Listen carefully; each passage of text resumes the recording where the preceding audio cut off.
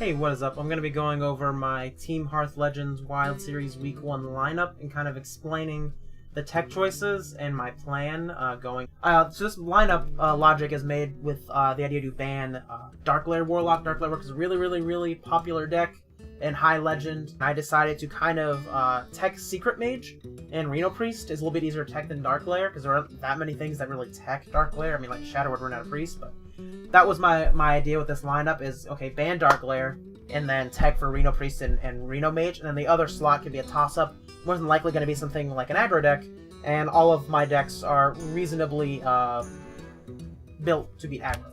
Jumping into Warriors, it's almost just looks like a standard deck, almost. How it's constructed with the going really heavy on the bomb package, cutting class, card draw package, and Corsair Cash upgrade. But I would kind of describe this as kind of like a deck full of tech. It's basically built with the plan of you're going to be playing against Secret Mage and you're going to be playing against Reno Priest, and those are two best decks in the format that most every lineup is going to have. And so we have the bombs are actually, well, against Reno Priest, they're very strong because they shut off the Reno cards, which shut off the Razo, shut off the combo. And if they Lorky or pull Celts and they have a bunch of bombs in their deck, well, they're going to draw those bombs pretty quickly and just kill themselves. And against Secret Mage, we're running a double Kazan Mystic in here because, again, it's the best deck in the format. More than likely, almost every single lineup is going to have it in there, so it's worth it. At worst, a 4-mana 4/3 body, but it's definitely worth it for the Conquest format. And just the bombs themselves also kind of tech against Secret Mage. When you play cards like Sage, like Rigged Fair Game, they draw a lot of cards and they draw through their deck a lot.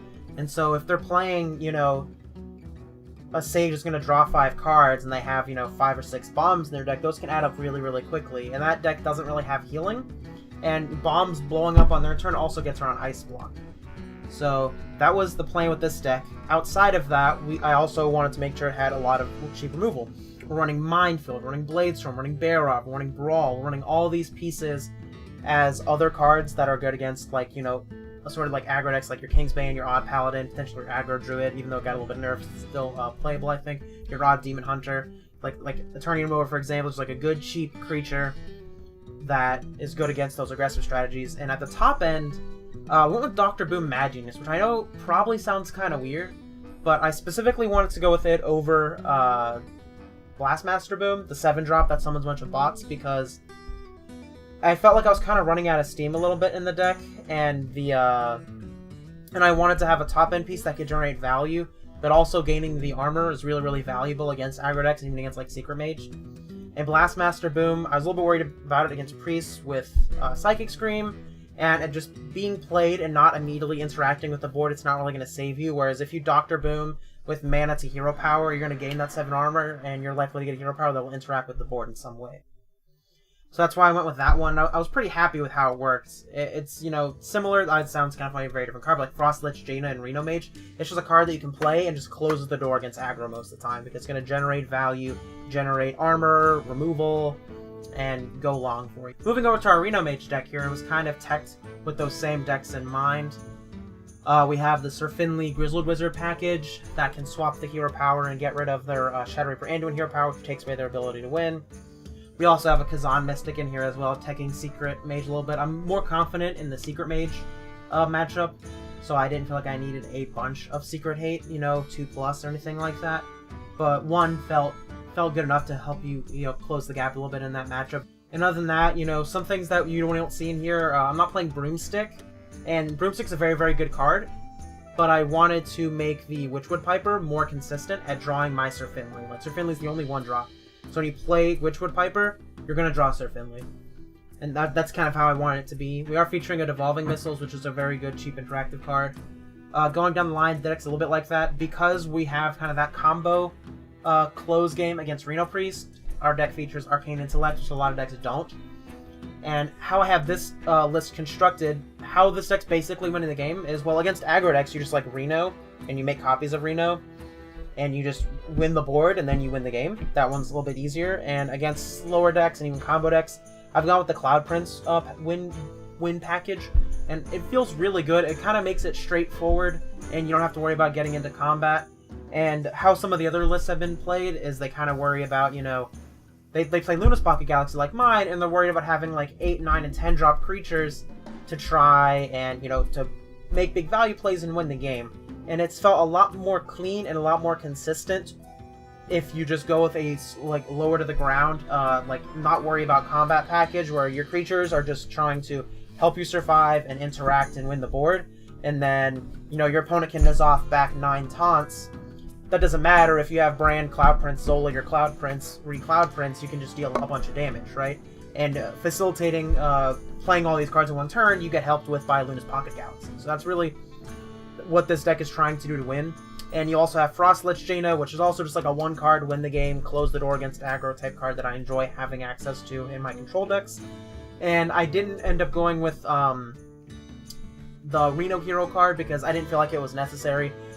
In terms of Warlock slots, you know, it's very good against like Q-Block, but most people are going to go with Dark Layer.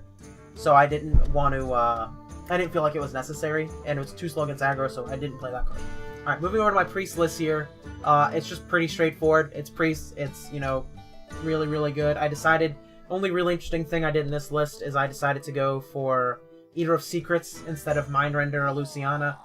Just to have a little bit of tech against the Secret matchup, and there's a reason why I went with Eater of Secrets in Priest instead of Mage and Warrior, and that's because, well, the Warrior and the Mage deck, they're grinding, they're going back and forth. You know, they're trying to like win the game more fairly a little bit, you know, than Reno Priest, which is a straight combo kill. And so they're interested in getting that secret value to help them. They're interested in stealing those secrets. They're also interested in having a more reasonably sized body in fair matchups where that matters more, whereas Reno Priest, you have basically only winning through combo. So I felt like it was more valuable to just have one card that could, say, get rid of the counter spell and the explosive runes, which could be awkward cards for our combo turns in one package. And if it's an awkward sized body, that isn't great. That sucks against aggro, but against like other mid-range decks, like other Reno decks, like Assorted Warrior, decks like that, it's fine, right? Because you're gonna win with the combo. You don't really care about having to fight for a board as much. So that's why I felt like Eater of Secrets was the correct tech card for Reno Priest. I'm not playing Moarg Artificer, I don't really like that card, and I chose to not go with Penflinger, with some things like Loot Hoarder, and the extra Shadow Word over some other lists, and that's basically that deck. Going over to our Warlock deck here, it's teched similarly for those matchups. I like having the 1-drops Kobold Librarian and Mistress of Mixtures. A lot of decks choose to not go for that. Some decks just skip the 1-drop slot, but I really like having them for Plague of Flames. And specifically Kobold Librarian, I like being able to draw through the deck because this deck, like the Reno Mage deck, has the Sir Finley Grizzle Wizard combo, and it doesn't have Witchwood Piper to draw it out. One, that's a demon, so it kind of messes up some of your demon synergies. And 2, you just have a hero power that draws a card, so you're actually more consistent at getting that combo. And so that's how we're kind of trying to tech that matchup. Other than that, it's, you know, everything you probably expect, right? Defile, Unstable Fellball Corrupting Mist, Cheap Board Wipes, Gnome Feratu. If you time correctly or, you know, use with a brain, you can really do a lot of good in the Reno Priest matchup and even win at some other matchups that are more combo focused. You can take away their outs.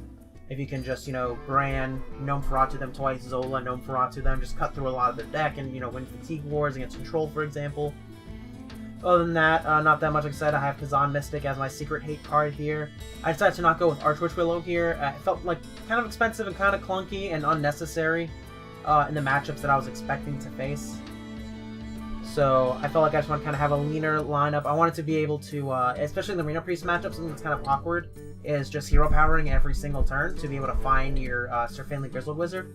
And so I wanted my deck to just be, you know, a little mindfully lower curve, so that when I'm playing against Reno Priest, I can just dump a Corrupting Mist. I can just dump a Mistress of Mixtures. I can just dump Plague of Flames. I can just dump these cards out to be able to just hero power every single turn until I find my combo.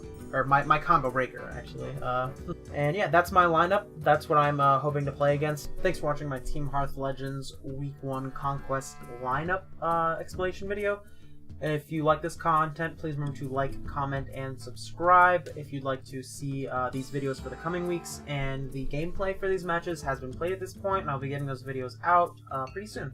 So thank you again for watching, and have a nice day.